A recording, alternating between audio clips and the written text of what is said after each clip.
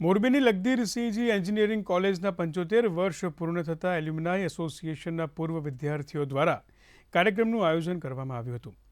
આ કાર્યક્રમમાં વન અને પર્યાવરણ મંત્રી અર્જુનભાઈ મોઢવાડિયા ઉપસ્થિત રહ્યા હતા। ઉલ્લેખનીય છે કે મોરબીમાં એન્જિનિયરિંગ કોલેજ શરૂ કરવામાં આવે તેવા ઉદાત્ત હેતુ સાથે રાજા લગધીર સિંહજીએ પોતાનો નજરબાગ પેલેસ કોલેજને ભેટ આપ્યો હતો। આ અદ્યતન નયનરમ્ય નજરબાગ પેલેસ ઈસવીસન 1880માં નિર્માણ પામ્યો હતો। આ તકે મંત્રી અર્જુનભાઈ મોઢવાડિયાએ પોતાના કોલેજ કાળના સ્મરણો તરોતાજા કર્યા હતા। તેમણે ઐતિહાસિક ધરોહરની જાળવણી કરવા માટે પણ જણાવાયું હતું।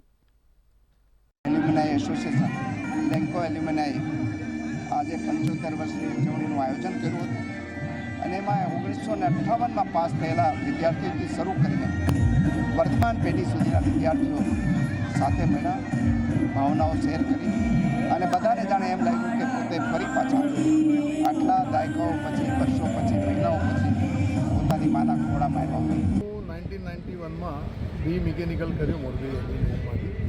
આજે 75 વર્ષ પૂર્ણ થઈ રહ્યા છે, પણ હવે 3 દિવસથી અમે આવ્યા છીએ।